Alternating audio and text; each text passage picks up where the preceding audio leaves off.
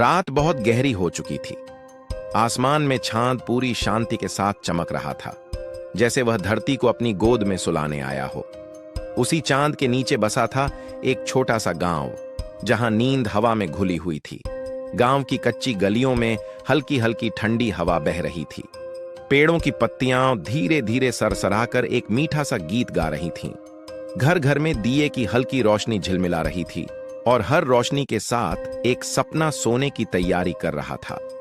चांद आज कुछ खास महसूस कर रहा था। वह धीरे से अपनी चांदनी गांव पर बिखेर रहा था, जैसे एक मां अपने बच्चे पर रजाई ओढ़ा दे।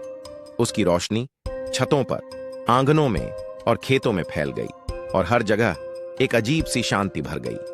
गांव के किनारे बहती नदी आज बहुत शांत थी।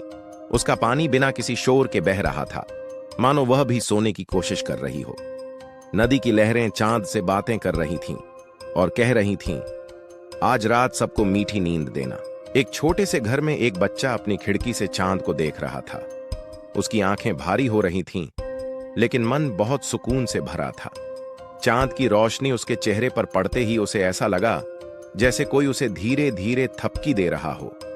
उस बच्चे ने आंखें बंद कीं और सपनों की दुनिया में चला गया, जहां गांव और भी सुंदर था, जहां कोई चिंता नहीं थी, जहां सिर्फ शांति थी। अब पूरा गांव सो चुका था। कुत्ते भी कोने में दुबक कर सो गए थे।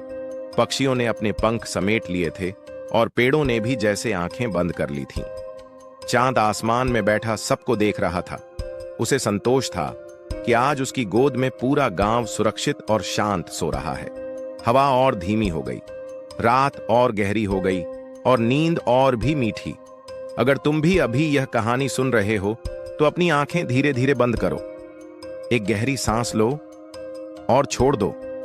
कल्पना करो कि तुम भी उसी गांव में हो, चांद की गोद में, शांति से, बिल्कुल सुरक्षित।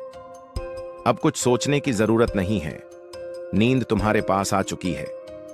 बस सो जाओ।